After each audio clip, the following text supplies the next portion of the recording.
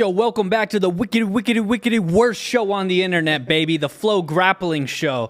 We might do a hip hop show today. I'm not sure. You know, I'm kind of in the vibe. But I'm your host, as always, Trey Robinson. We got Joey Grinds over here. We got Uncle Reed, and then Big Slack Barrett on the ones and twos on the side desk. Today, we're gonna be diving into a little bit of something called WNO 25. You know, the 25th edition of Who's Number One, something special, something you all, I'm sure, have been looking forward to for a long time, a big 25th edition of Who's Number One, and we're excited to be breaking down the card today, but that's not all right? This is a 2-for-1 special because we got a whole lot of grappling events coming up, and so we're also going to be breaking down BJJ Stars 14, which is going to be December 7th. So December 4th this week, Who's Number One 25, and then December 7th, we're going to have BJJ Stars 14. So I'm going to kick it off with saying, go subscribe to FloGrappling right now. We do have a monthly subscription option. It came to my attention that not everyone knows that. If you go to subscribe to FloGrappling.com, whenever it gets to the page where you're clicking your plan, just click the thing that says select plan options and click the monthly subscription, and bada bing, bada boom. The Flo Cheer cheat is out the window, dude. No longer do the grappling fans of America and beyond have to subscribe to Flo Cheer to watch their favorite events on a monthly schedule. They can watch it using a FloGrappling monthly subscription. So excited about that. Yeah, but there's a lot of white belts and blue belts who aren't hip to that. True. So they a lot of churn. Get hip to that. Yeah. And honestly, if you feel like you still want to be like a counterculture guy and go subscribe to Flo Cheer, awesome. Yeah. Those people are cool. Yeah. And then come through, watch WNO 25, For sure. watch BJJ Stars, and you know what? Dial up some Flo Cheer while you're at it. They got And some honestly, awesome events. While we're at it, let's all be counterculture and just do the annual subscription, dude. Be a little bad boy. Don't care what the narrative's saying about needing to do 100%. monthly. Freaking buy an annual, dude. Be a bad boy. Come on. Be your true self. Do the annual. But what's up? What's been going on with everybody, huh? Me and Slack were recently in New York. Sick. Fun trip. I'm on a big Slack's been putting me on game with some of this late 90s, early 2000s hip hop, you know. I've been listening to MF Doom, his collab with Danger Mouse, little Danger Doom collab. I've had that album on repeat, huh? Tell us some facts about that album, Slack. I mean, that's a classic album. Anybody who's into that sort of post-golden era hits of great production and kind of alternative lyricism on display, you got to hit the MF Doom.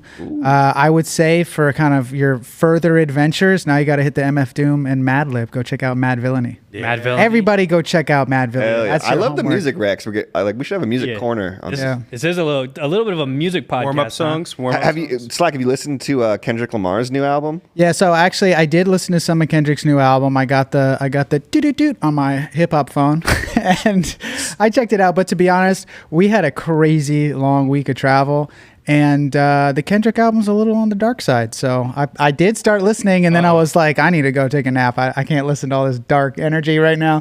Got to recharge my battery. But I'm going to circle back around and dig back into it.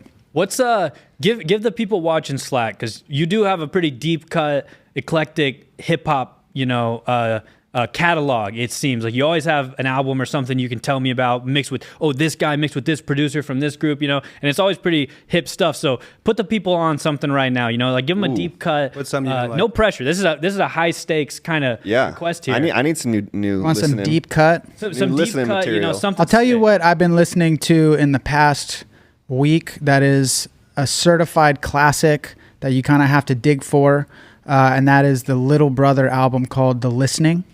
Okay. Classic, kind of a big moment for the producer Ninth Wonder, who's one of my favorite producers, who you can see on more kind of throughout all hip hop culture and all kinds of huge hits. Like one of those producers that you just don't know that you know them unless you're kind of like digging into their repertoire.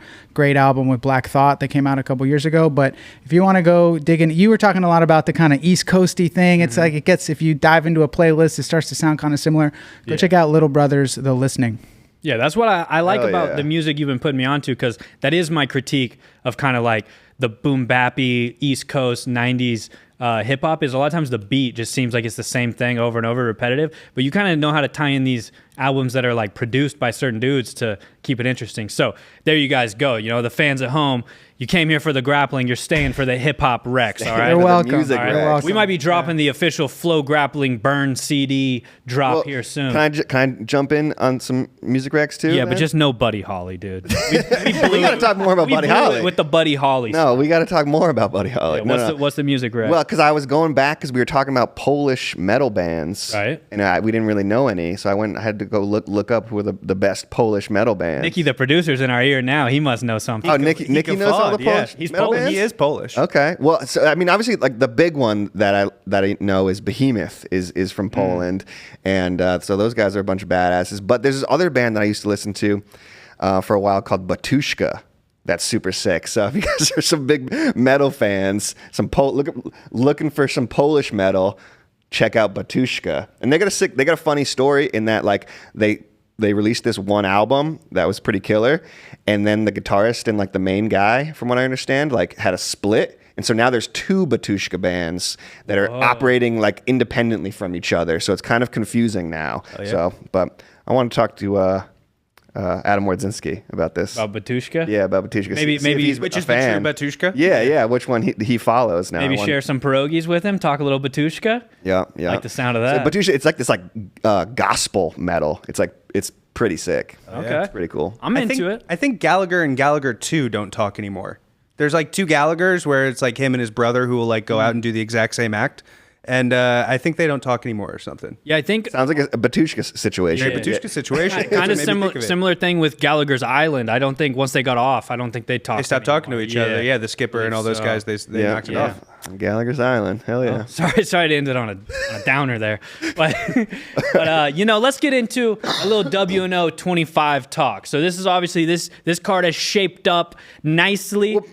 Just real quick, maybe Yeah. before we jump in, sorry to Okay, interrupt sorry. you. Which Batushka is everyone's favorite? Let's get back into the. Yeah. No. I was just gonna say, who's number 125? Pretty crazy that we've done 25 of these events now, and it's been quite a journey, quite a ride. We've been doing a lot of these all over Texas, all over California, and kind of running around. So I just wanted to see if anybody has like a favorite WNO moment from the past 24 WNOs before we jump into the crazy badass card here that is who's number 25. Yeah. I'll jump out just kind of like one moment that like always sticks out to me. I'm not sure if it's my favorite moment, but Nicky Ryan versus Tony Ramos. Tony Ramos, way back in the day. That was kind of like, especially internally as like a grappling versus wrestling match. Tony Ramos, obviously one of the best kind of Iowa Hawkeye wrestlers of all time, against, Nicky Ryan, the legend. And we thought it was going to be a really kind of badass match. Ended up going, being kind of the fastest at the time. Achilles is now faster. Achilles is the fastest. No, that's a funny story because there was a bit of a lag on the TVs. We're all watching backstage, and then so Tony walked out on the TV, and then Tony walked back into backstage before the match had even started. We saw him. we saw him backstage, and we were like, "Wait, what? What's going on?" Like, and then we got to watch the match with Tony Ramos sitting right next to us, and then we're like, "Oh yeah, that was a quick match." That's an insane little behind the scenes thing to hear. You got one, Joe? Does one come to mind for you? Sure. I'm going to name the WNO 20 welterweight Grand Prix. Andrew Tackett versus PJ, Mika versus J-Rod, and then Mika with that flying armbar in the finals. I thought that was such an incredible representation of what WNO is at its best. Amazing matches, very high level submission finishes in the finals there, some drama, some intrigue, people not really sure what's going to happen next. Couple match of the year contenders, one match of the year and one submission of the year. Awesome night for Mika Galvao, and kind of set the stage for Mika to have the 2024 that he's had. So for me, I would say that my favorite WNO moment, maybe it's not just one moment, but that welterweight 170-pound Grand Prix. And that one was in Houston too, right? That was in Houston. It was in the Bayou Music Center. It's where we're going back for this Wednesday, December 4th, WNO 25 card in Houston at the Bayou Music Center. So that's where that one took place. So Wait, if people wanted to get tickets, would they still be able to do that? Of course, man. You can go to tickets.flowsports.tv and get your tickets now because you're not going to want to miss this one, all right? Honestly, if you're like a loser or someone who's like not that cool, don't buy tickets. If you are super cool and you're hip to cool grappling and all the dopest shit in the whole world, like hip hop like us, then buy a ticket and we'll see you there. And say what's up whenever you get. Say the FloGrappling show sent you. Go tell our bosses that the FloGrappling show sent you because we're trying to get raises around here. All right, simple as that. That really would help a lot. No, I'm just kidding. we're stuck with what with the pay scale. we're getting what we're getting. But Trey, question to you: favorite WNO moment? Do you have one? I have a couple that come to mind kind of off the rip. I'll start with WNO Championship, September 2021. That was obviously just a monumental event. It was a huge event, a bunch of different brackets. But then the one specific match that I just remember being like, oh my God, this is insane, was Amanda Levy versus Gabby Garcia. That was just such a crazy moment. At the time, it just seemed like it was obviously Gabby Garcia was going to kind of smash everyone. Reed's about to throw up over here. Whoa, wait. Whoa, Reed. Oh my gosh. Sorry. Dude's been talking too much, Buddy Holly. What are you doing? Give me a minute here. Sorry. No. I'm all right. I'll continue. Start salivating that much because of the thing or because of Gabby Garcia?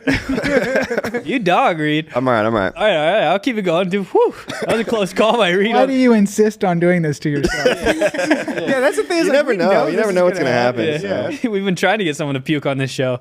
But so Amanda Levy came in, and for sure, I would say it was an upset at the time. Ended up taking Gabby's back, controlling the match. I remember she was like ended the match on Gabby's back, cheering, and it was just like it was just a crazy moment, at that specific time. So that was really cool and really cool to be a part of that one. That was one of my first WNOs working for FloGrappling as well. So maybe that's why it has a special place for me in that regard. And then the other one, kind of like a wild, damn, this is kind of a huge thing for WNO, for Jiu-Jitsu, was Marigali's debut in Nogi against Arnaldo Maidana. Kind of stands out to me just because it was like this huge question mark of everyone knows how good Marigali is at jiu-jitsu, but at the time, it was like, is he going to bridge that gap? I mean, he has a very, he uses grips heavily in his gi game, outside passing. It's like, can he kind of bridge that gap and perform in Nogi like he does in the gi? And for him to come out against Arnaldo Maidana, a super game opponent, a Nogi world champ, if I'm not mistaken. Yeah. So yeah, Nogi world champ, and just come out, get the submission. It was kind of like, whoa, I do think we just, that's a mark of a crazy transition in jiu-jitsu where it's pre-Marigali Nogi, post-Marigali Nogi, and having that distinct match at on who's number one was, to me, a pretty significant moment in the WNO universe. So that one definitely stands out. What about you, Slack? You got one or? Yeah, I would probably throw in. Let me think. I think Adele Fornarino getting at the time what I believe was the fastest submission in WNO history. Tied Tony Ramos. She tied it and got the fastest submission, and that I felt like that was, at least to me, against Tubby Aliquin, right? At least for me, that was sort of the emergence of the daddy energy, and that train has kind of been going ever since then. And we're going to see her compete again on December 4th at WNO 25. Taking on Alex Nguyen for the strawweight belt, so get some more daddy in your life. We could all use a little more daddy in our life. So luckily, you'll be getting it. Yeah. So let us know too what your favorite moment is from the past 24 WNOs. Want to hear lot to choose from. You got a whole bunch of Gordon Ryan ones on there, of course, and a bunch of big matches. Got to throw Gordon Felipe out there. It's just a crazy WNO moment, one of the biggest WNO moments in history. Yeah. Everything that went into that match, everything that went into that day, just made it a pretty surreal experience. And definitely have to bring that one up if we're talking craziest WNO moments. But every card has some crazy moments, right? Yeah. Every card has crazy action, has some crazy matchups the fans can look forward to. I know for this one we have 2 title matchups, and that's not even counting the main event. Yeah. And so for this 25th one, Bayou Music Center always delivers on action. I think we're going to get it again. Yeah, so let's just dive into this card a little deeper now for the WNO 25 card. Obviously, things are going to kick off in the heavyweight division where we're going to see Duarte go up against Roberto Jimenez, the current reigning Nogi World absolute champ, Roberto Jimenez. He submitted Roosevelt in the finals, a super sick match. We'll watch that here in a little bit, going up against Kynan, the double gold, 7 of 8 submissions, ADCC champ. So it's kind of, 2 different realms. 2 dudes who have a mixed past in Who's Number One rules, but currently kind of the kings of different realms of jiu-jitsu coming and kind of settling the score here on Who's Number One. So a super sick one. Just overall, I guess, what do you guys think about this matchup? Is there anything that stands out to you when you hear about these dudes going to throw down in WNO rules?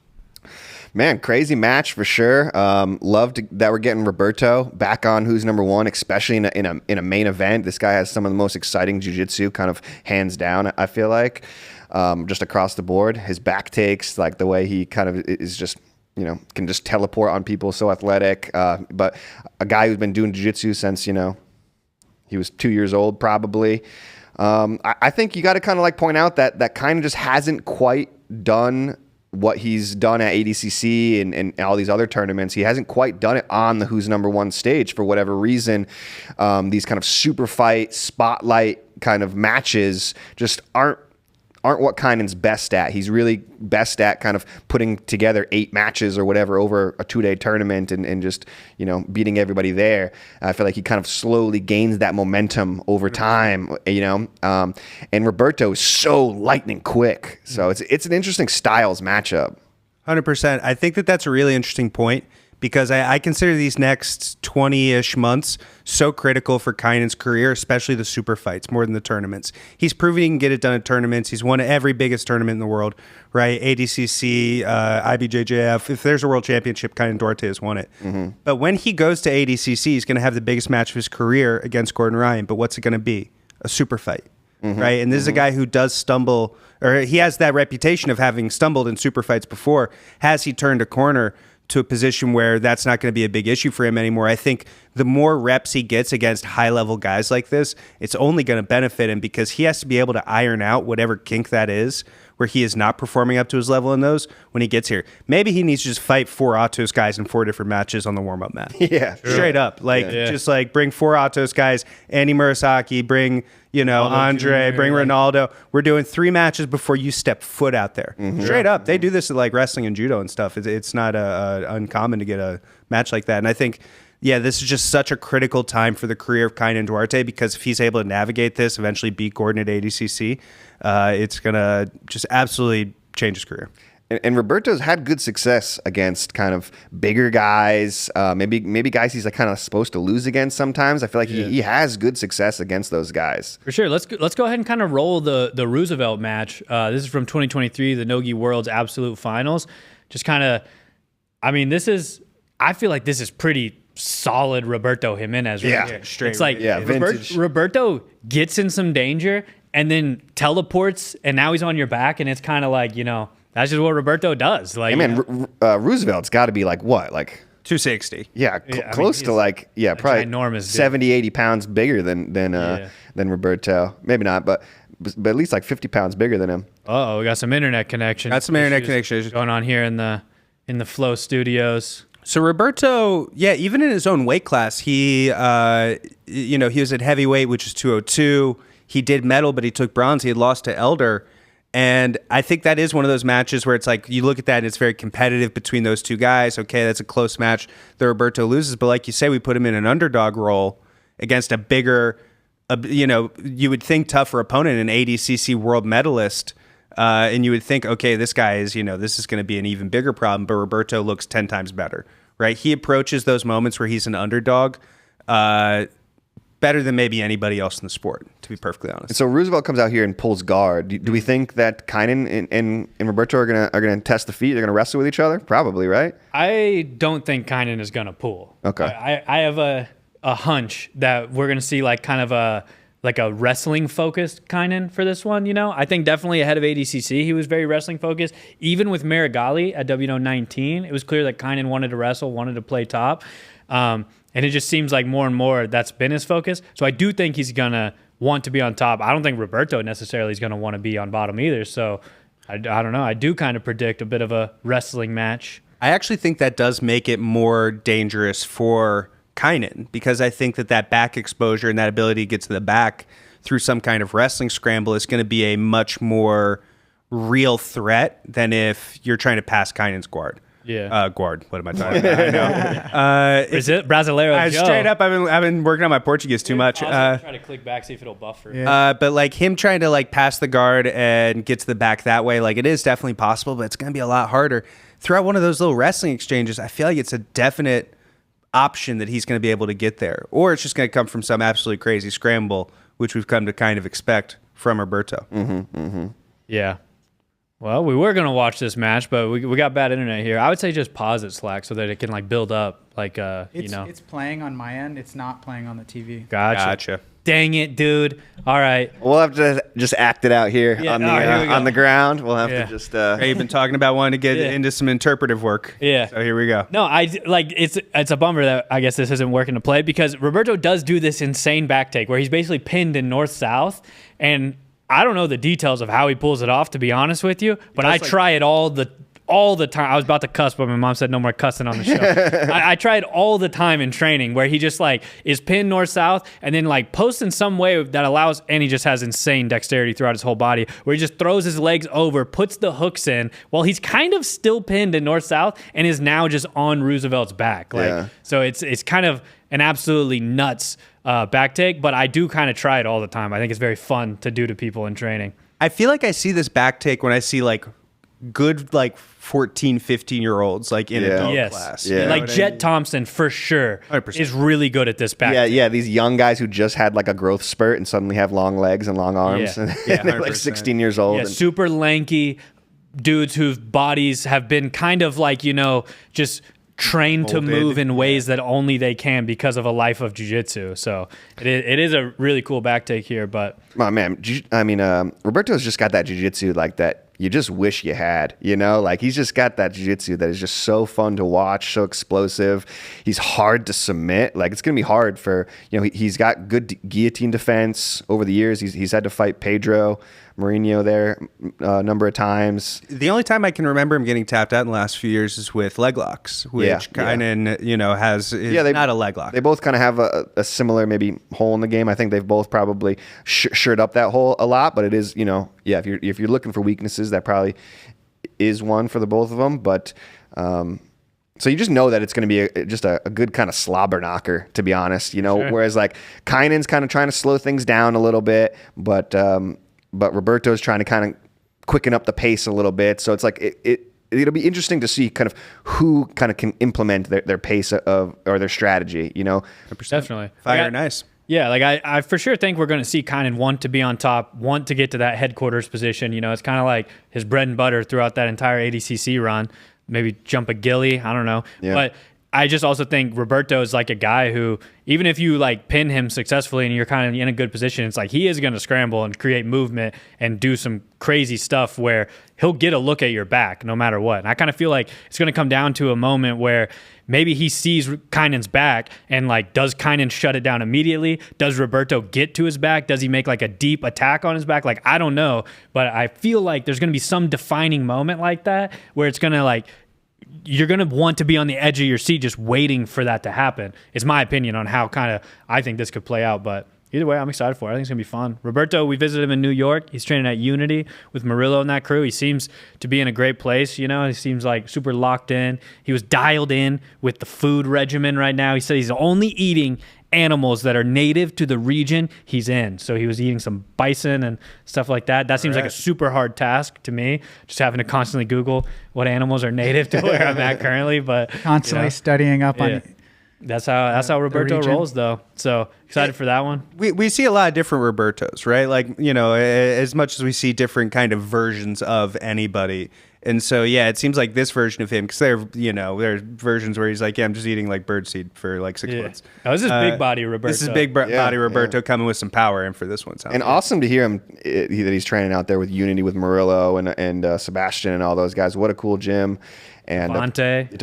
Rounds with Devontae, Junie. Probably a really good place for Roberto, to be honest. He's kind of a guy who's kind of jumped around quite a bit over the years, it seems like.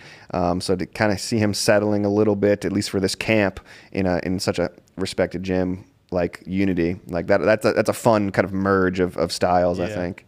And to be honest with you, like there aren't enough good things to say about Unity, if I'm being honest. Even just like 1000%. as a visitor, just like because like me and Slack jumped into a gi class in the evening, just trained with the normies, if you will. But like obviously there was just nonstop, incredibly tough kids. There was a point where they were kind of just like sending over some people for me and Slack to roll with. Like I roll with Guy, he's a purple belt there, who's just an absolute beast. Was just like one of those rolls where you Guy can tell- Vaccaro, I think. Yeah, he's where very he's tough. just like being nice, and I'm just like, okay, this is rough. That Yeah. we're just two Yeah. purple belts, just in different points in our jiu-jitsu career. I was sensing a lot of niceness. Yeah. A lot of very friendly. A lot of people playing guard, and For sure. stuff. Kind of like, go ahead, man. You're visiting. Enjoy yourself. Yeah, That's awesome. But it's like, they have like all kinds of just like handwritten notes on the walls at Unity, or like typed out, printed. Like I feel like at one point Murillo just realized that you can buy a printer and just started printing out things and putting them on the wall, and it just creates a great atmosphere. But there's just like a lot of little slogans that I feel like they do try to live by, and that also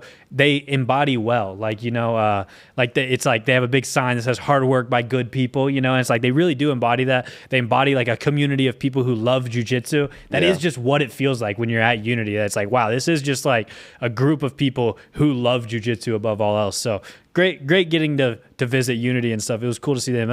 We don't make it as out to New York as much, so maybe we should spend more time out there, make it happen some more. But it was great getting to see those guys. But are we gonna try and watch this kind of round? You think it's gonna work? Yeah, I'm gonna see if this the internet will work here. All right. You can And go the ahead and Unity play stuff this. is up on the site now. There's some of it is. There's like an interview, and we're dropping a bunch of interviews. We'll have some training rounds. Slack's cutting and all access at Unity. So definitely this week we're going to be dropping a lot of who's number one content. So just make sure you're refreshing FloGrappling, checking out the FloGrappling YouTube channel as well. We'll be dropping a lot of stuff. And I wanted to pull this up too, just because like in contrast, like it was kind of cool to be able to spend time at Unity and spend time at Atos. Like Atos is always such a great environment to come into, and they have such a factory of just like high level jiu-jitsu going on there. Very organized. It's got kind of that very modern look, and it was such a cool contrast to see Kynan preparing in that very organized, structured facility style, and then to be in Unity where it is just like all roots. It is just like a totally raw New York City gritty old school gym, and I just think that kind of says a lot about, I don't know, just kind of what a cool style matchup this is going to be. Like even just their environments are very different where they're preparing in. Very Rocky IV style. Yeah, true. That was your first time at Unity? That was too? my first time there, yeah. Cool. And you started training jiu-jitsu back in New York? When you So first I started, when I first started jiu-jitsu, I was living in San Diego. It was like the first time that I lived there. But I got my blue belt in Washington, D.C. from my teacher, Cesar Cabrera there. Shout out Cesar Cabrera. And he represents the Renzo Gracie crew. So I would go and train at Renzo's too. So I do have some fond memories of training jiu-jitsu in New York for sure. Gotcha. Do you want to tell any stories about your martial arts in New York early on? You don't have to. I feel like we're getting a little off topic. Maybe next time. Maybe next time. That's a Maybe polite. next time. All right. Slack has some cool basement martial arts stories from New York that maybe we'll get into. But I don't know if these videos are going to work, to be honest with you. You might have to scrap the videos. Doesn't look like they're loading. We can. Yeah, but like Joe said earlier, like this is really the peak, or we don't know until it's all over, but really the peak of Kynan's career right here, or we're starting to get into the peak or whatever, Pivotal time. Yeah, very, very pivotal time for Kynan here, just because, he had an incredible, one of the greatest performances ever at ADCC, and it's now kind of like, what is he going to do next? Is he going to be able to keep this ball rolling for the next, 20 months, like you said, or whatever? Has he kind of turned that corner where he's just going to start, like we saw Adam Wardzinski there a little bit. Now, once Adam Wardzinski kind of really arrived at Worlds, he kind of made that jump up where he seems like he's really established himself as kind of one of the top tier guys. Obviously, Kynan has already established him as a top tier guy, but is he the guy? Yeah. That's where I think that's one question we're really going to find out here at Who's Number 125 is Kynan the guy now? 100%. I'm excited to see how it plays out. To be honest with you, it's a super sick main event to me. There's a bunch of question marks around it, and I think that's kind of what makes matches enticing. But let's go down the card some more, Obviously, we have it kind of pulled up here, the full card. If you want to check it out, it's on FloGrappling and everything. But the co-main event is going to be a men's light heavyweight championship, where we're going to see Pedro Marinho defend his 205-pound belt against Isaac Michell. Pedro's been one of the longest reigning champions in Who's Number One. I think he won the belt against Craig Jones a while ago. I can't remember when exactly. It was a Dallas event. It was in. It was like WNO 8 or something. It was like kind of early. Oh no, it wasn't that early, was it? I think it was. I'm not 100% sure, but I remember it being like either end of 2022 or beginning of 2023. I feel like is my recollection of that. Maybe I don't know. Or did he win it against Bedoni? No, he won it against Craig. Against Craig, okay. Craig is when the 205 belt was on the line. Yeah. That was whenever he kind of like near passed or passed Craig's guard, won the belt, and then defended against Bodoni his first time, second defense against Lovato, and now this will be his third defense. Gotcha. So that belt has been in his grasp for a while now. I don't know. The only ever. WNO 11. WNO 11. 11? Okay, there we go. That was before we actually numbered them. So those are what was the main event of that? I'm not sure. Craig Pedro. What year was it? 2022. 2022. Yeah. There we go. Pulled it up on my phone. But I think this will be an exciting one. Obviously, I don't think we're going to see Pedro Marinho pull guard anytime soon. You know, Pedro kind of has this like wrestle, but also no one really wants to shoot on him because that guillotine is such a threat thing going on. But then you enter Isaac Michell, who I think would deem himself the best wrestler in the division. You know, I think Isaac is very confident in his wrestling. So I kind of think Isaac will take some shots on Pedro. I don't know. Maybe not, because Pedro's guillotine is so scary, but I kind of do see Isaac like coming at him, like he has this Jason Nolf influence now. He's been training with Nolf, Bo Nickel, those guys at State College. So I think he's going to devise a plan where he thinks he can get in on a shot, get in deep on Pedro, and try to put him down. But I guess overall, how do you guys think this one goes? What do you think about this matchup? I think this is an awesome matchup. These are two heavy hitters at the 205-pound division, both really strong, really powerful guys. Isaac, obviously, who's next champion, won that match going over 2 hours to be able to beat Kyle Chambers. That was a crazy one. And I think the longer this match goes, I think that's really going to favor him. I think that final third of the match is very likely to favor Isaac. He has such great cardio, and Pedro has so much power. It's tough to fuel all of that for a consistent 15-minute pace.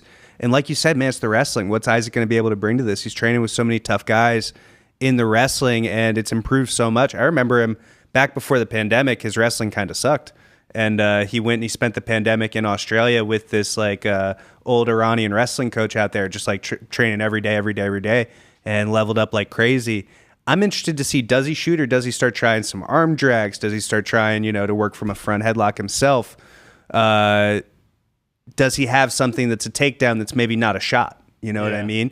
Because training with guys like Nolf, training with guys like Nickel, these were guys that had a very vast array of takedowns, right? They would hit a lot of weird, different kind of stuff that wasn't always just very single leg, double leg, high crotch. And so let's see. New Wave too recently, right? New Wave too. He's been a New Wave boy for a while, yeah, for sure. So. Yeah, and this is a match Isaac was like really kind of like running us down for too, right? Like I think so. This is a match that he's been kind of calling for probably like a year plus.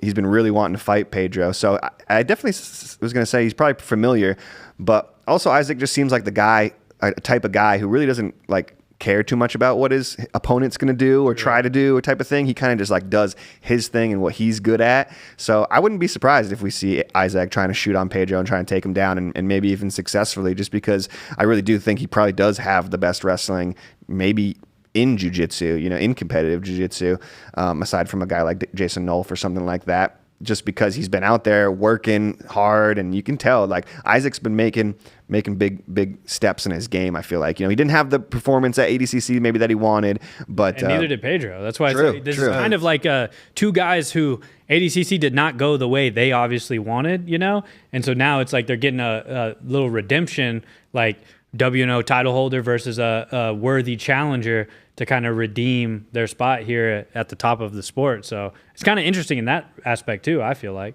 100%. Both lost first round. Both guys are kind of in a can't lose. Yeah. If they lose first round at ADCC and then come here and lose, that's a very tough look. Yeah, it's brutal. That's brutal for sure. Yeah. I feel like there is one better wrestler in competitive jiu-jitsu that you ran into at Unity. Do you want to say who you ran into at Unity? Oh, Helen? Yeah. Helen, how do you say your last name? Maroulis. I would have said Morales. But I'm bad at saying words and phrases, dude. Simple as that. Put me on the docket. Yeah, that's crazy that Helen was out there training. Yeah, Helen was out there at Unity. Obviously, Olympic gold medalist, gold medal champion, I guess. Yeah, Olympic gold medalist. Olympic gold medalist, 3-time just Olympic medalist, right? She got 2 bronzes, or yeah, that sounds right. Just won a bronze at the. Yeah, Helen's the greatest. She kind of paved the way, right? She is the greatest women's American wrestler of all time. Full stop. No doubt about it. She was the first to ever win an Olympic gold medal. She's won a gang of world titles. She won a world title one year with the equivalent of all submissions, just pinning everybody. She is one of the greatest to ever do it. And what you were talking about, it sounds like she's going to do Nogi Worlds. Yeah, she was kind of basically saying that, yeah, she was doing Nogi Worlds. Basically, like when we talked to her, it was kind of like, she told us that she had some injury she's been dealing with or something, and they told her she couldn't wrestle or dance right now. Those were the two things she said she couldn't do. She's big into salsa dancing. Yeah, and so they said, she was like, what can I do? And they were like, well, do something easy like jujitsu. So, that's kind of do something there's like no possibility she of called getting it hurt. combat yoga. Yeah, she opted for something a little easier, you know? And I said, hey, I'm right there with you. I'm on the record saying in jiu-jitsu, you can just lay down. It's a nice 1,000% wrestling is way harder. Yeah, but salsa dancing? We're fucking coming in behind salsa dancing now? Who's this fucking doctor? No, I want to talk to this doctor. He's like, no, you can't do something hard like salsa dance. Just go do jujitsu. Okay, buddy, it's on site. How about that? It's on site. It's on site. You're going to fight this doctor. She won a gold in 2016 at Rio de Janeiro, and then she got a bronze both at 2020 in Tokyo and 2024 in Paris. Nice. The person she beat for her Olympic champion had never lost a match. Wow. Yeah, she beat literally the greatest of all time. She beat the Hickson of women's wrestling to be able to win that Olympic gold. It was crazy. Yeah, real kind of godmother of women's wrestling at the moment. You know, women's wrestling kind of having a moment right now. I feel like it's just on the way up, and really, you can take a lot of it or look a lot back to starting with Helen Marillis for sure. 100%. While we're talking about wrestling, there was a great wrestling movie that came out today, Reed. Do you want to talk a little bit about Chance? On Flow. On Flow. Sick. Yeah, go check it out on Flow Wrestling. Chance, crazy movie that they just put out. Chance has a wild story, another kind of Pennsylvania wrestler who, kind of had the world at his fingertips type of thing. The next Kerry Colott, the next Cale Sanderson at a young age. His story doesn't quite go that direction, but it's ups and downs. He has a battle with drug addiction and stuff like that, but really intense, kind of crazy movie. So definitely check that one out if you guys are looking for a fun thing to watch over Thanksgiving break. This isn't. I wouldn't. Yeah, this is kind of a heavy movie. Yeah, I know it's heavy. Don't watch it with your kids or anything like that. But it's an intense movie, But Chance kind of comes out of it and a story of triumph. Yeah. There's a really great ending to it. I won't spoil it for you if you guys aren't wrestling fans, but there's a really fun ending to it. So yeah, definitely check that out. Available now on Flow Wrestling, right? Yeah. Check it out on Flow Wrestling. It should be for free. So yeah, if you want to check it out. Right on. But yeah, Helen was really cool to talk to and everything. When I introduced myself, I was like, hey, what's up? I'm Trey. I work for FloGrappling. It'd be cool if we could do an interview with you or something. It's like we're like Flow Wrestling, except we're just way cooler. And she was like, I don't doubt that. Hey, what's good, Helen? You know what's up. Yeah. Hell yeah. So yeah. All right. Cooler than David Bray and Christian Piles. We're getting over a certain level. Yep. Got to take it where you can get it. I'll tell you where we can get it. All right, let's keep cruising on this card because we do got to get to BJJ Stars 14 a little bit as well. So we have the women's strawweight championship up for grabs. It's going to be Daddy Adele Fornarino against Alex Nguyen.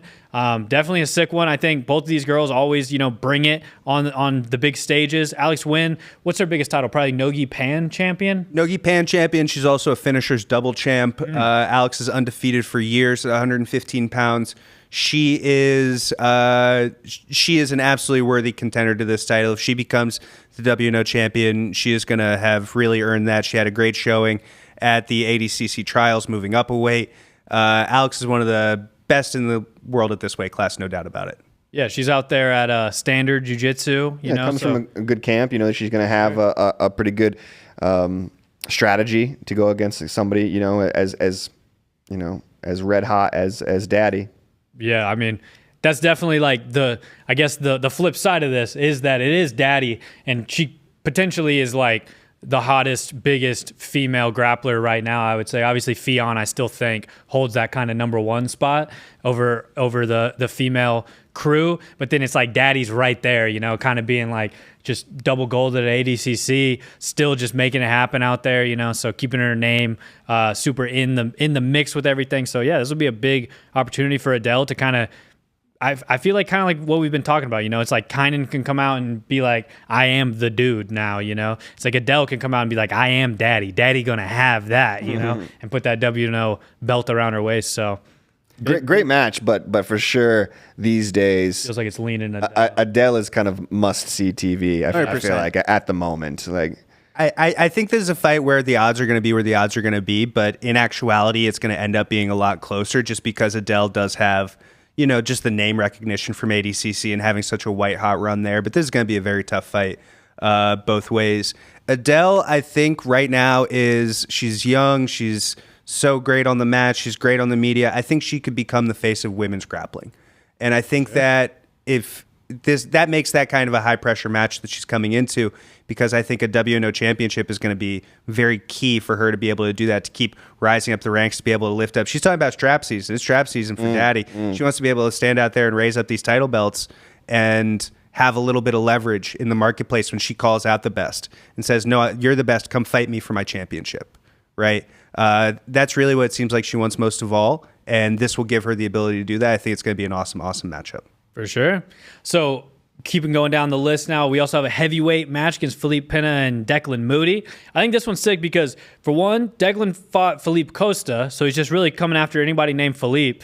The Felipe Hunter. Yeah, he fought Felipe Costa on Who's Number One in his Who's Number One debut, and he looked incredible, to be honest. Yeah. He got the submission, right? Yep. Finished on the back. Yeah, that was, passed his guard like 3 times. It was crazy. Yeah, and honestly, super cool dude. Declan's super nice dude, fun to talk to, and came out to ADCC and just, got put up against Kynan twice. Like, that was just like potentially, I would say, the roughest bracket for anyone at the event was Declan Moody. Like, having to fight Kynan twice in both his division and the absolute is just, that's brutal. Baby Shark first round. I was going to say, he didn't get to fight Baby Shark. He beat 2-time ADCC champion. But for real though, if you proposition and we're like, okay, you can have Baby Shark first round, but then you have to fight Kynan second, or you could have like another person from 99 or 88, like I would probably pick you get them back to back. You have to go 2 either plus or minus 99 people back to back, but you don't have kind of second round. I'd probably pick the field. Isaac Rynick and to be honest with you, I would probably choose the field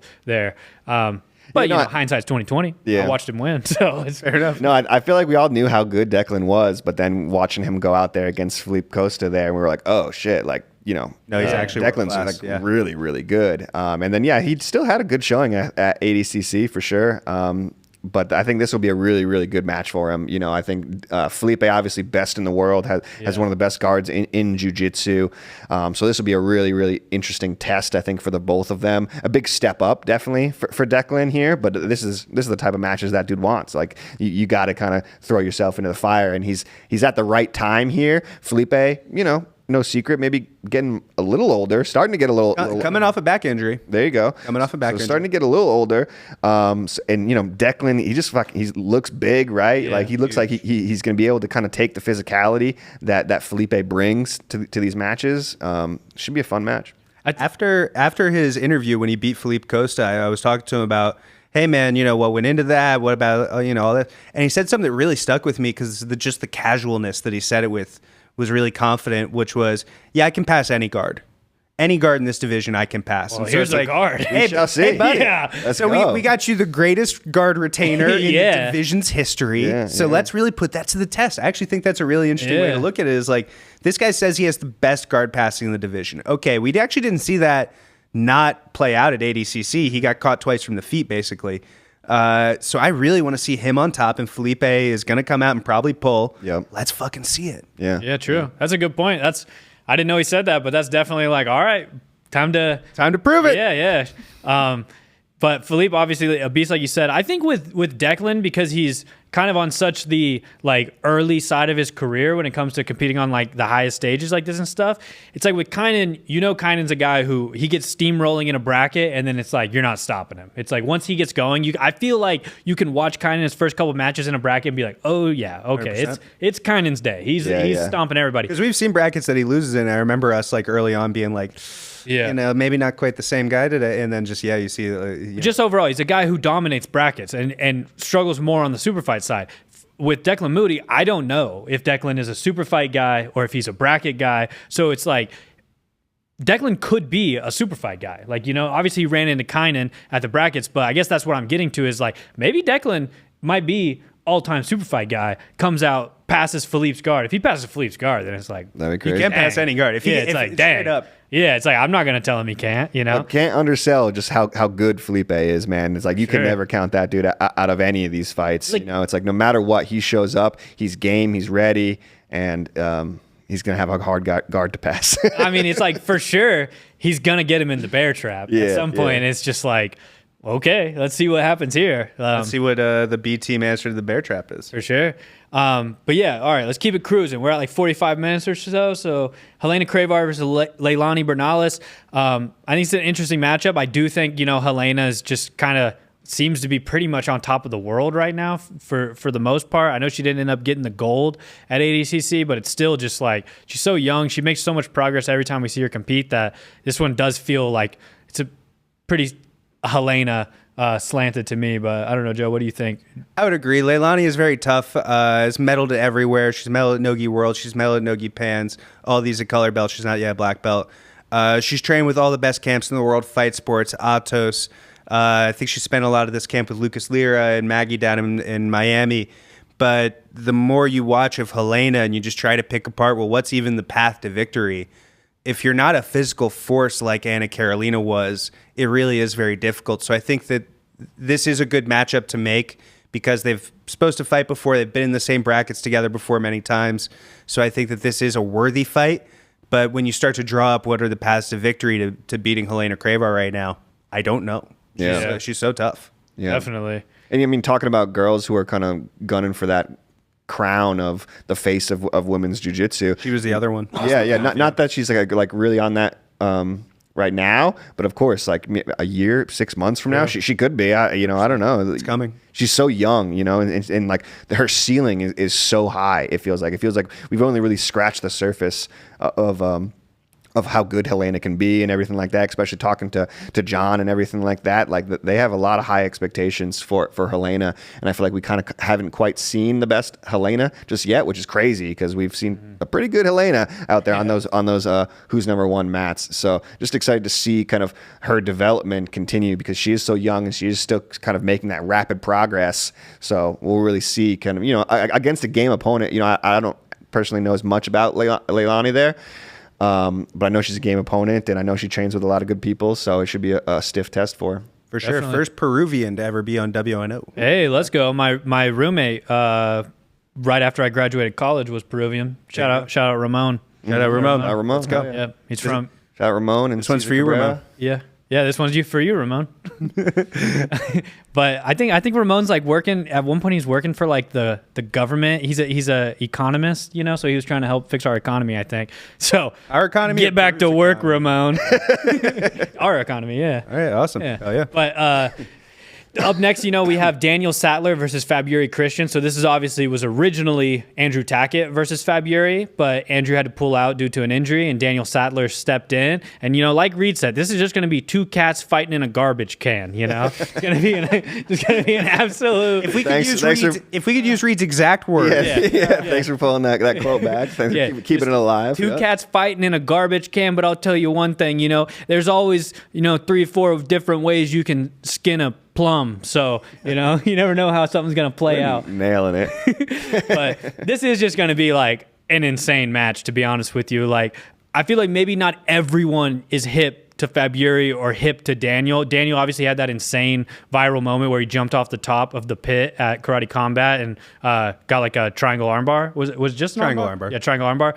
And Fabiuri is just like, I feel like a good representation of Fabiuri is go watch Mika Galval versus Fabiuri at IBJJF Euros, where Fabiuri just kind of comes out and is like, "No, I'm gonna try and throw this dude, bro." Like he did not care and just like kind of brought it to Mika. Mika obviously ended up getting the win, but it's like that's kind of a good representation of Fabiuri to me is like a dude who's not scared to go out there and just like start firing off his stuff and start trying to make things happen that creates exciting matches. And Daniel Sattler also is a guy who just fires off with his game, with his moves to kind of make a match super exciting. So this one to me is a potential show stealer. It's like I think it could end up being the fight of the night, even though maybe not everyone is as hip to this matchup as I think they should be. I do think it has high potential to kind of steal the show and be just a nonstop two cats in a garbage can type of match. 100%. Feels like two cats in a garbage can. Feels like 10 sticks of dynamite. These guys have a huge opportunity in front of them, right? Both these guys are just on that cusp of breaking out. They're both right on that edge of being top 15 ranked. Both these guys are in that like 16 through 20 range.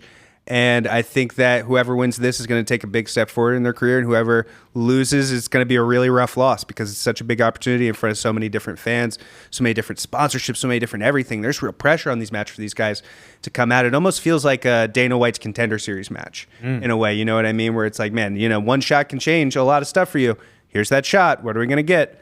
And Fabiuri, awesome all around. Daniel, awesome all around. I believe they used to train together when they were both GF Team juveniles. And so I'm hoping that means they can come out and just let it all fly.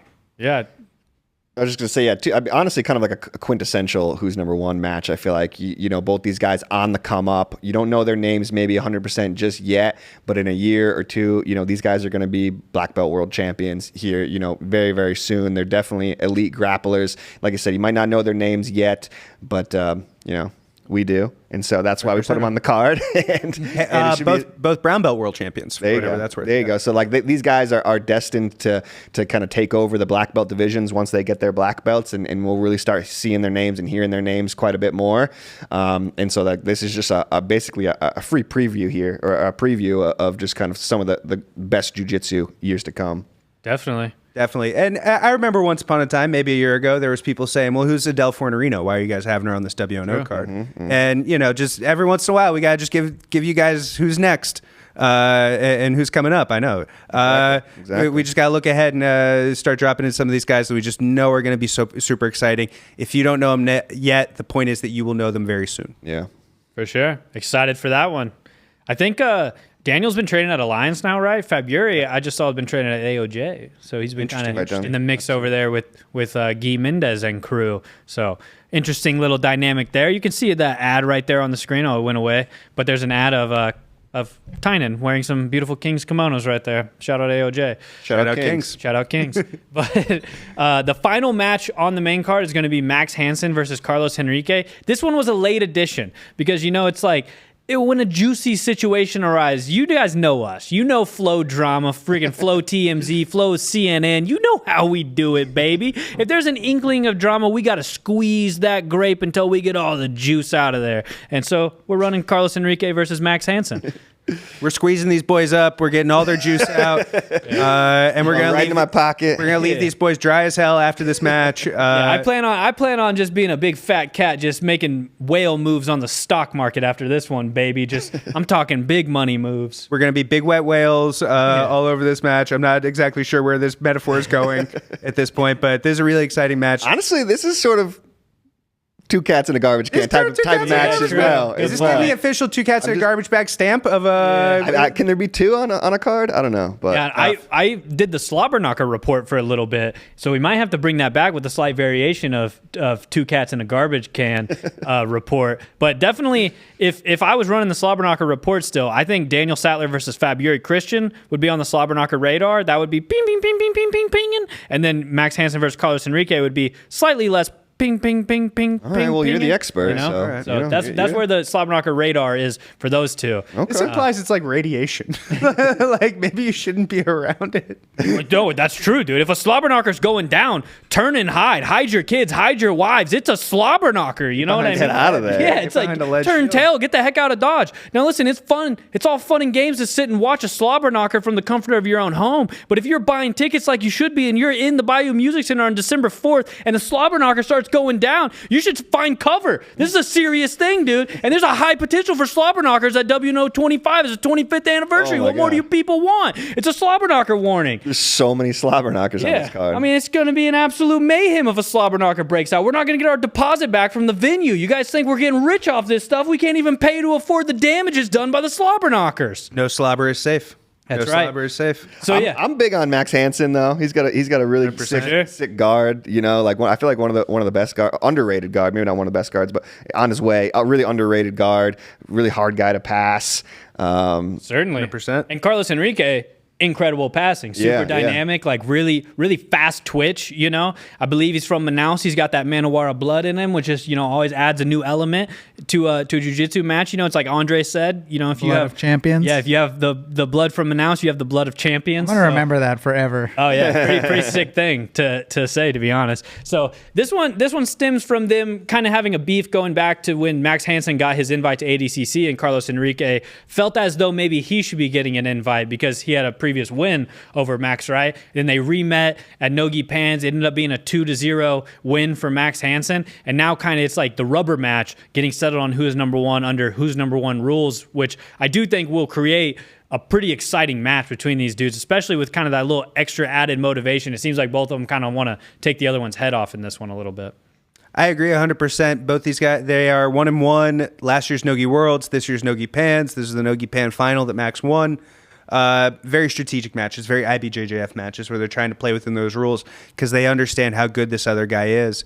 Well, now we're taking away all that. Now we're just putting these two guys out there and making them do jiu-jitsu, and whoever does awesome jiu-jitsu is going to win the match. I think that there is a, man, I hate to say it, high likelihood that this is a slobber knocker. For sure. That's why I say it's on the radar. It's not Daniel Sadler February is bing, bing, bing, bing, bing, bing, bing, bing, bing, you know, slobber knocker radar. But Max Hansen, it's a little under that. Bing, bing, bing, bing, bing, bing, bing, bing. Bing, Oh, yeah. bing, like that. Technical analysis. Yeah, that's a technical analysis. So this is definitely one to get excited for. If you're a fan of grudge matches, you're a fan of two guys who just don't see eye to eye, and they got to get out there and they got to settle it in a combat sport. This one's for you. For sure. So that's kind of a rundown of the main card. Obviously, we're going to have 4 undercard matches. We're not going to go in-depth into those, but those are going to be free on the YouTube channel, so watch those. A lot of up-and-coming, sick grapplers on the undercard, like highlights for you. Julian Espinosa versus Randy Baker. We got Dylan Melton, a.k.a. Wheels, representing Gracie Baja, going against Sebastian Attard. A few other ones. Tainora Victoria versus Catherine. A hard last... Yeah, I was going to say. I'm not good at words. How do you say that one? Dischiani. All right, Dischiani. And then the last one, right, is Emilio Hernandez versus Isaac Cordova. So those will be free on the FloGrappling YouTube channel, so make sure you tune in for those. And then the main card, you got to pay the subscription. We already broke it down early on how to do the monthly. Sign up for Flow Cheer. Who cares? Just sign up, get your subscription, and watch WNO 25. It's going to be a pretty sick one. But whenever you subscribe to watch WNO 25, but wait, there's more type of moment. You know what I mean? Call me freaking, what's the guy who did the ShamWow?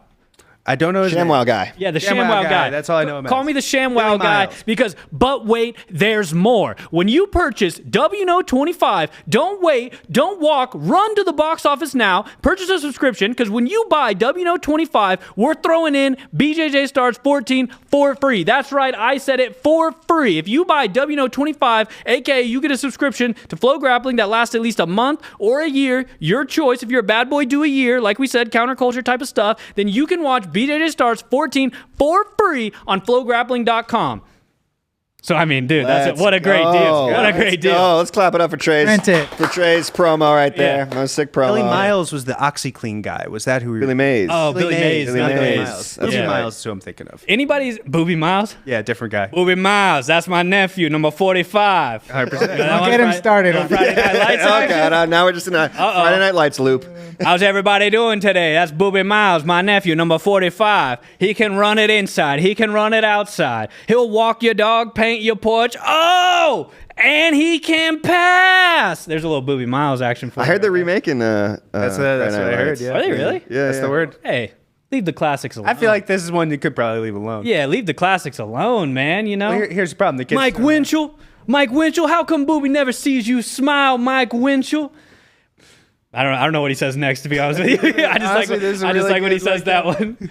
Mike Winchell, I'm gonna make you smile. Booby's gonna make you smile. He says something like that. He's in there in the weight room. Mike Winchell's just pumping iron, you know, trying to get out of his rough situation he's in with his mom and everything, make it to the next level. Booby's God-given. God made Booby black. God made Booby beautiful. I gotta rewatch this. This is So I God-given. can jump in on some of these. Because Told you not to get him started. yeah, because then he just Booby sits there and reads his like offer letters. I felt like I wanted We're a gonna couple get a minutes full off. synopsis of the entire character arc. Booby's sitting there reading his offer letters, you know, just and not lifting, and then Mike Winchell's not smiling, and finally Booby gets up to leave because he's like, all right, I showed up, I did what I had to do, and Mike Winchell's like, Booby, you didn't lift. He has that kind of accent, you know, hey Booby, you didn't lift, and he's like, this is God-given, Mike, and he walks out. Great line. That is great. So Now let's go into BJJ You know Stars what makes me 14. smile? So BJJ Stars Mayram, Yeah. All right. So BJJ Stars is featuring some sick super fights as well as a featherweight Grand Prix. Let's jump into that featherweight Grand Prix to kick things off. We're gonna see Mayram, Fabricio Andre, Kawhi Gabriel, Kennedy Masael, Malachi Edmond, Diego Sodre, Kleber Souza, and Ismail Almeida. A super sick one. What do you guys think about this featherweight Grand Prix? I think I'm amped that- up, dude. Just thinking of Booby Miles and thinking about this featherweight Grand Prix, dude. Man, we go. it's a good day to be a grappling fan. You know what I'm saying? God made grappling great. God made grappling beautiful. And he put it on FloGrappling.com. And put it on FloGrappling.com where we get what to a watch guy! it. What a guy! Yeah.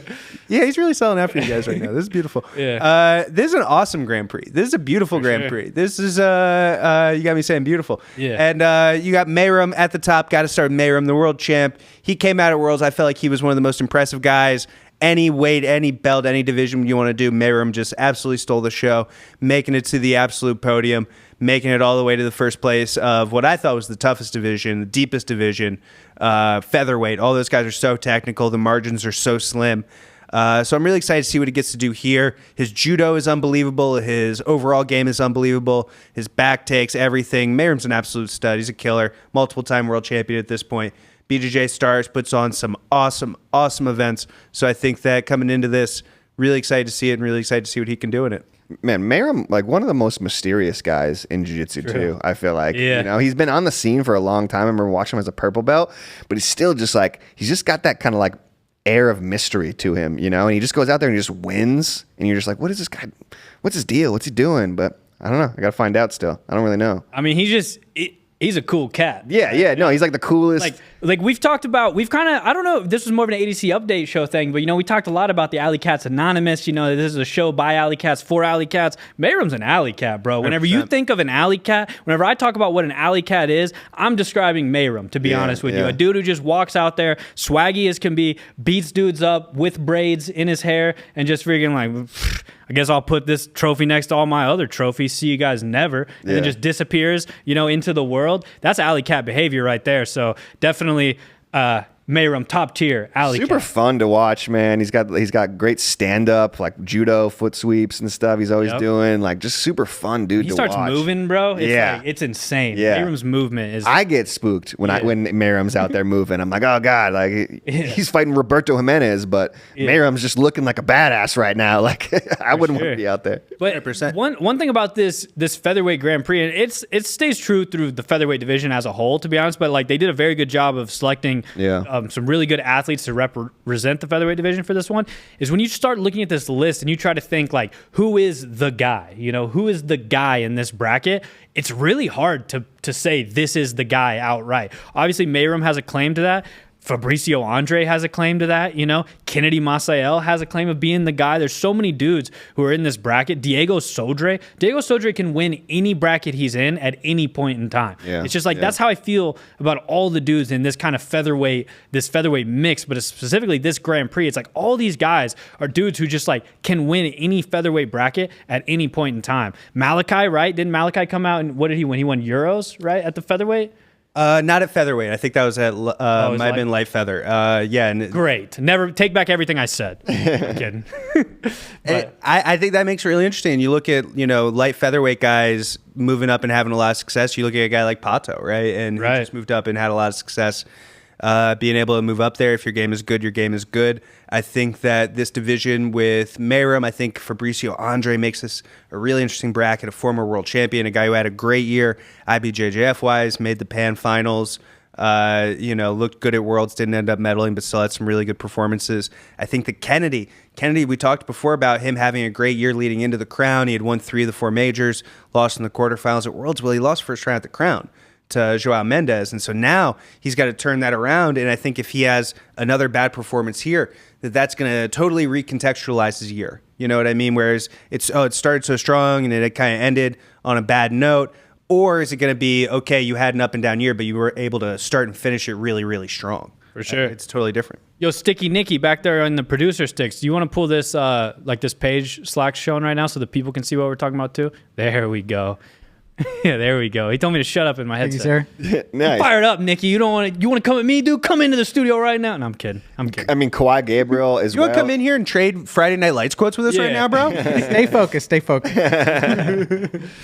Kawhi Gabriel, another guy who's just kind of really on the come up. You know, we haven't seen the best of him either. I think he's kind of primed to kind of beat one of these guys. This might be his gi black belt debut. Is it really? Wow. Yeah, like as far as I think he got his black belt earlier this year, and I haven't seen him in anything gi wise. You know, so maybe there's like a CBJJF kind of thing, down there in Brazil that I'm not familiar with. But Yeah, honestly, featherweight Grand Prix is stacked. If I had to describe what's going on at BJJ Stars 14, I would say this.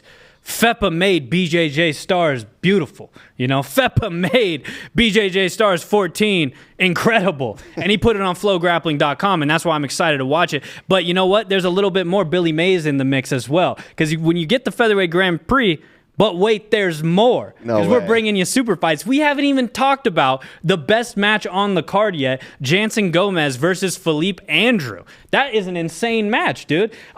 Jansen does a good job of not overexposing himself to the jiu-jitsu world, in the sense of, that's a good way to put it. As a jiu-jitsu fan, I want to watch Jansen all the time. I want him to be on Who's Number One. I want him to be on every grappling event that's out there, whether it's on Flow or not, if I'm being honest, just so I can watch Jansen Gomez do jiu-jitsu. It's an incredible sight to see. But he really kind of he dials it back on how much he lets you see him do jiu-jitsu. So whenever you do get to see Jansen Gomez going up against someone like Philippe Andrew in a super fight on the stage like BJJ Stars, which always has an incredible production, looks great, that's something to get excited about, That's something to tell your girlfriend, like, hey, baby, I'm not going to be able to go to brunch or whatever. I can't do hugs with you. Yeah, you have planned on December 7th because I'm too busy watching Jansen Gomez fight Felipe Andrew on BJJ Stars 14. So Per Harbor also. Yeah. On December 7th. So. Is it really? Yeah, might have some plans.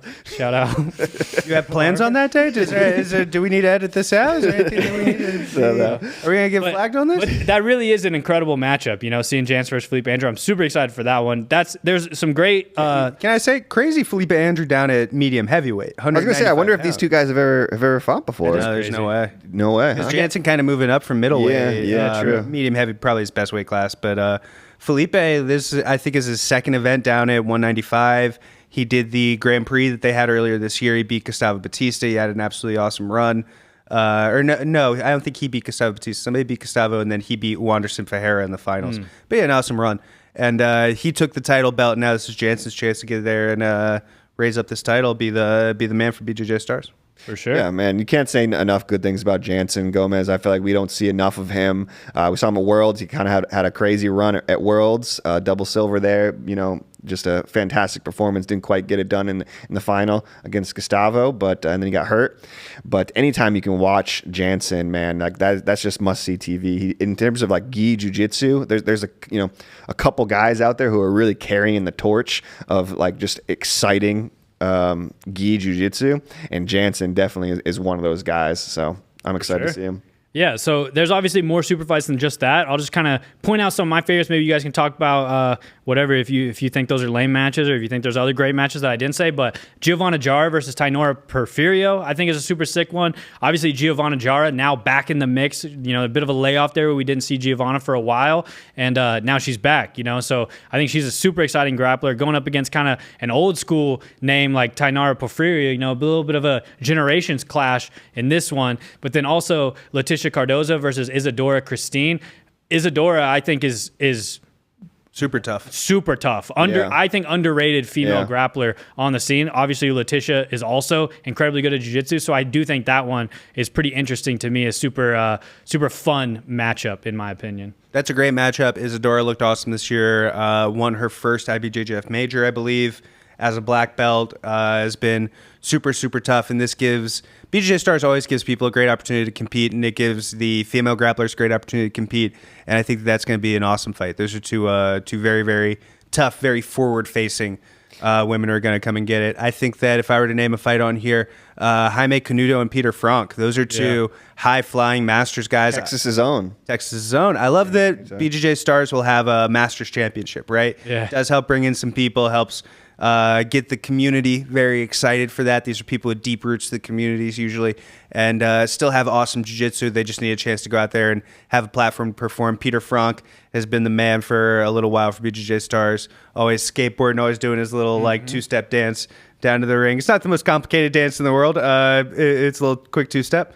And then he looks damn good doing it. Damn good doing that. And then Canuto, always the man. So I think those two dudes are gonna mix it up. Let's watch it. And honestly, that Giovanna Jara versus Tayoni Porfirio match is kind of a crazy one. I feel like these girls came from really kind of different eras of jiu-jitsu.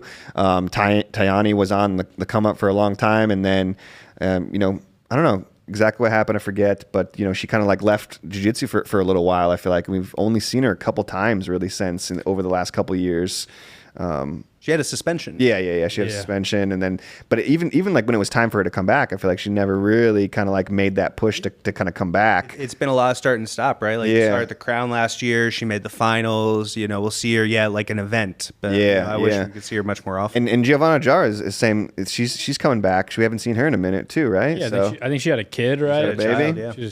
So that's a really crazy match, to be honest. Two girls come kind of from two different worlds. Don't know what realm they're in at the moment. So we'll see kind of who's got the best. I'll tell you what realm they're in, dude. They're in the BJJ Stars Thunderdome. That's the realm they're in, baby. Honestly, it's like so underrated. Or we got to talk more about like just how awesome the show BJJ Stars really is. Like, it's just such a fun, in terms of like, we watch a lot of, sit down and watch a lot of long jiu-jitsu shows, and definitely BJJ Stars is one of those ones that's just like, man, this is just fun to watch. The production looks great, like the pace of the event, they move it along really well. So just one of the best, I feel like, casual watching jiu-jitsu events out there. For sure. BJJ Stars is one where we'll usually we'll have the original Portuguese commentary and audio going, but then we'll pipe in like people from here at the Flow Studios doing English commentary for people.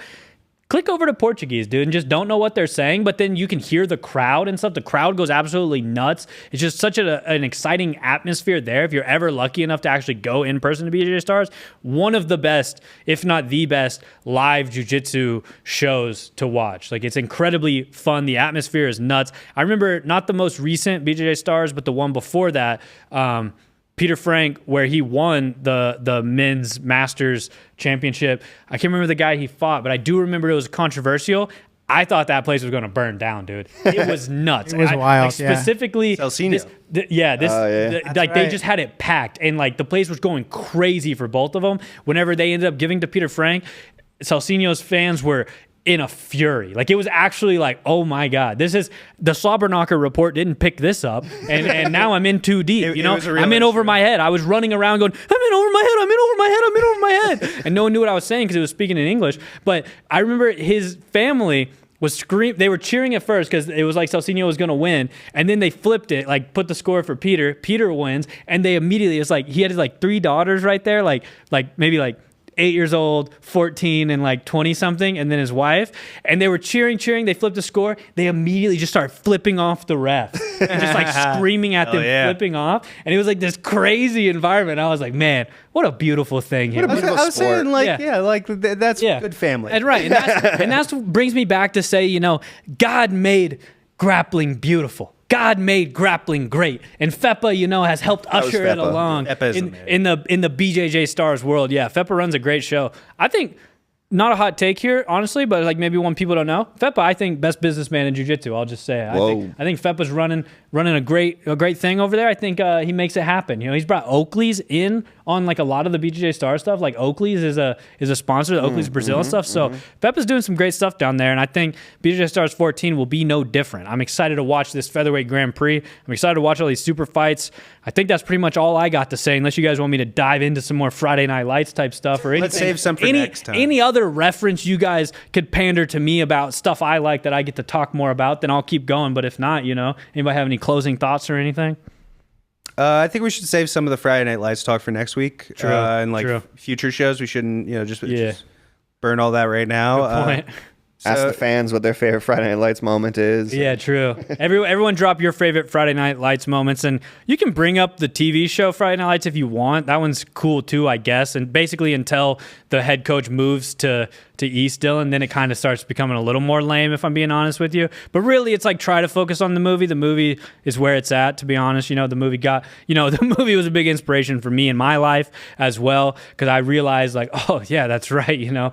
God made Trey beautiful. God made Trey great. This is God given. So I can relate to that. What about Slack? Slack, do you have any more recommendations for us or anything like that? Any parting words, Slack? What's your favorite song from the Friday Night Lights soundtrack? I don't have an answer to that. I'll just say I'm excited for this week. It's going to be a really fun week in jiu-jitsu. We get WNO and we get BJJ Stars in the same week. So we get two of the most fun, most exciting no-gi and then gi jiu-jitsu. And BJJ Stars really is that. Like this is, if you are considering trying to watch more gi jiu-jitsu, if you're like a no-gi guy, BJJ Stars is what you want to watch. 100%. It is the most exciting show.